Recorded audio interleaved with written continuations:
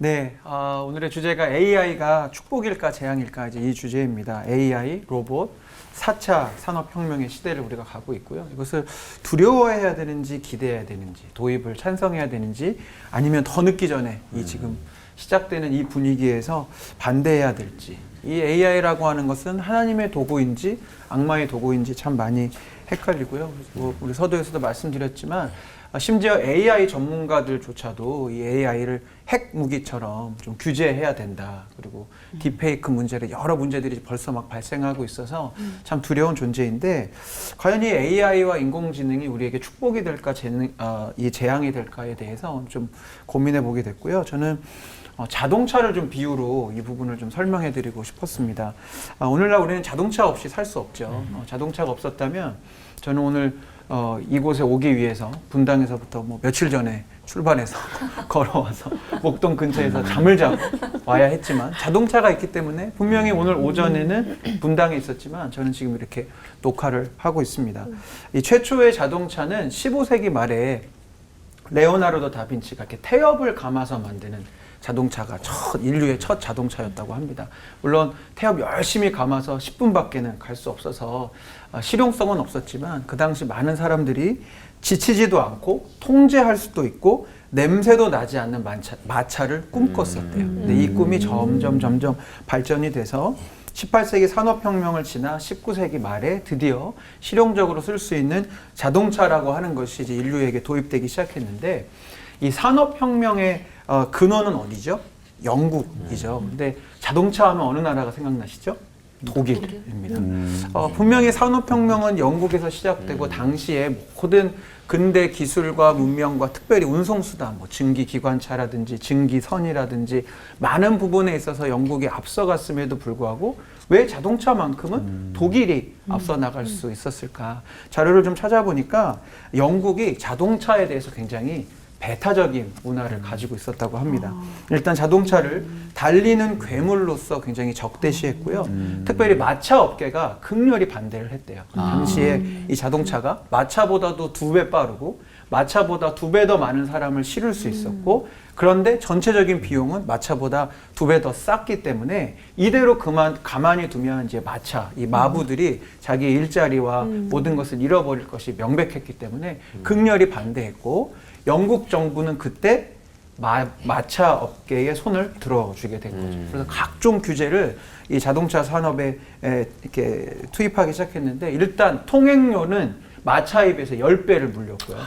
그리고 자동차가 분명히 빨랐음에도 불구하고 마차보다는 절대 빠르면 안 되게 속도 규정을 해놓고, 적기조례라고 아주 유명한 그런 규제의 나쁜 예가 된 상황이 있었는데, 말과 마차가 나타나면 이 신호수들이 항상 나타나서 빨간 깃발을 들었대요. 그러면 자동차는 어디에 있든지 다 멈춰야 됐습니다.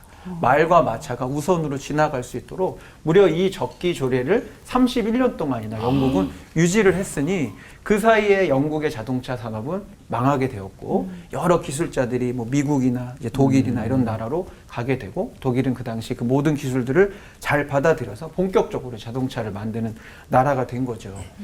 여전히 자동차는 달리는 괴물입니다. 그죠? 오늘날 많은 사망 사고의 이유가 자동차이기도 하고, 뭐 급발진 문제, 뭐 전기 자동차 배터리 문제, 여러 가지 위협의 요소가 있지만, 그렇다고 해서 오늘 우리가 자동차를 거부하거나 자동차의 속도를 뭐 어마어마하게 이렇게 제한하지 않죠. 제가 지난달에 볼리비아 선교를 다녀왔는데요. 이 자동차, 사륜구동 찝차가 없었다면 그 볼리비아 깊은 오지로 들어가지 못했을 거예요. 분명히 자동차라고 하는 도구는 위험성을 가지고 있고 사람을 죽일 수도 있는 물건이지만 선하게 사용되었을 때 하나님 나라에 쓰임받는 도구인 것을 좀 보게 됩니다. 물론 AI를 이렇게 자동차처럼 낙관할 수는 없겠지만, 저는 이미 AI라는 이 기술이 우리 세상에 들어와 있고, 이따가 우리 한참 나누겠지만, 독거 노인들, 어르신분들이 집에 왔을 때 그런 AI 챗봇하고 대화하시면서 의외로 그런 외로움이나 우울감을 많이 달랜다고도 하시고요. 말씀 주셨던 그 챗 GPT라고 하는 그런 생성형 AI를 통해서 뭐 글쓰기에 도움을 받는다든지 이미지를 만들고 음악을 만들고 또 이렇게 텍스트만 집어넣으면 영상까지 만들어주는 시대가 됐기 때문에 홀로 사역하시는 개척교회 목사님들에게는 아주 좋은 도구가 될 수 있습니다. 저는 이 AI 기술과 장비를 그 자체로 뭐 이것이 악하다 아니면 이것이 축복이다라고 말하는 것은 옳지 않다고 봅니다. 스마트폰은 악한가요? 악할 수 있지만 선하게 사용하면 또 잘 쓸 수 있죠.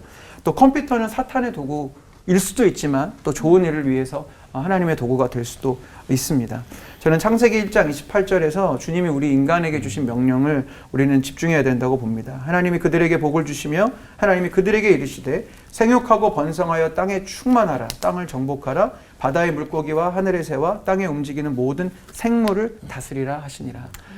이 생물을 좀 우리가 확장해서 보자면 인간이 만들어낸 모든 피조물도 마찬가지라고 생각이 듭니다. 하나님의 마음을 품고 하나님의 형상대로 하나님의 뜻과 목적에 따라 다스리며 사용하는 사람이 있을 것이고요.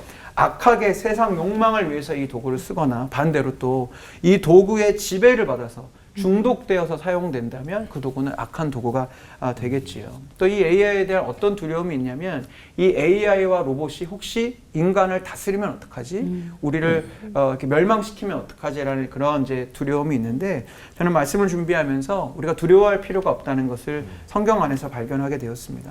로마서 8장 38절과 39절 말씀입니다. 내가 확신하노니 사망이나 생명이나 천사들이나 권세자들이나 현재일이나 장래일이나 능력이나 높음이나 깊음이나 다른 어떤 피조물이라도 우리를 우리 주 그리스도 예수 안에 있는 하나님의 사랑에서 끊을 수 없느니라. 아멘. 제가 오늘 이 짧은 메시지의 제목을 AI도 피조물이다라고 잡았어요. AI가 아무리 발전되고 뭐 인간의 지능보다 뛰어난 일을 한다 할지라도 AI는 절대로 하나님이 될 수 없습니다. AI는 그저 그래봐야 피조물에 불과하지요. 이 피조물은 하나님을 이길 수 없고 우리를 향한 하나님의 사랑에서 결코 우리를 끊어낼 수 없습니다. 그래서 우리는 두려움 때문에 고민하고 두려움 때문에 선택하는 사람들이 되는 것이 아니라 하나님을 믿는 믿음 안에서 또 그분의 사랑과 지혜 안에서 주어진 이 도구를 잘 사용할 수 있는 하나님의 백성들이 되어야 한다고 생각합니다. 오늘 그 이야기를 여러 주제들로 잘 나눠봤으면 좋겠습니다. 기도하겠습니다. 주님, 날로 빠르고 분주하게 변화하는 세상을 마주합니다. 무엇이 옳은 길이고 바른 길인지 헷갈릴 때가 많습니다. 주님, 우리에게 지혜를 주시고 이 막연한 두려움에 휩싸이지 않도록 도와주시옵소서. 아멘. AI도 피조물에 불과합니다. 모든 이름에 뛰어나신 예수님, 주님의 그 능력과 사랑 안에서 그 어떤 피조물도 우리를 끊을 수 없음을 믿으며 담대하게 지혜롭게 그리고 하나님의 뜻에 맞게 새로운 기술과 도구를 잘 다스려 하나님 나라 확장을 위해 사용할 수 있는 주님의 백성들이 되게 하여 주시옵소서. 아멘. 예수님의 이름으로 기도드립니다. 아멘. 아멘. 궁금했던 게 교수님 이제 강의 들으면서 요즘 이슈가 되고 있는 대표적인 AI 기술들이 우리가 모르는 게 되게 많이 있겠다 싶더라고요. 네. 혹시 뭐 좀 설명해 주실 수 있는 게 있으신가요? 저 같은 경우는 이제 제가 주로 이렇게 써보는 건 저도 많이 쓰지는 않는데 챗 GPT를 통해서 이렇게 자료를 검색하거나 요즘 좋은 거는 어떤 작가의 어떤 명언이나 유명한 글귀를 좀 이렇게 찾아달라 그러면 제가 그전엔 다 책을 보고 이렇게 메모해 놨어야 되는 것들을 네. 그렇죠. 제 나름대로 이 데이터베이스에 있는 걸 다 해갖고 쫙 이렇게 보여주거든요. 그 중에서 내가 원했던 그 작가의 이제 글이나 문장이 있으면 그런 거 이제 찾아서 쓰고 저도 예전에 저도 작곡도 하고 했는데 어느 날 저희 아들이 아빠 일로 와보세요 막 이러는 거예요. 제가 작곡했던 가사를 긁어다가 작곡해주는 그 AI 프로그램에 넣어서 뭐 지가 장르를 막 선택하더니 굉장히 그럴싸한 곡이 나오는데 제가 듣기도 너무 좋은 거예요. 그래서 진짜로 진지하게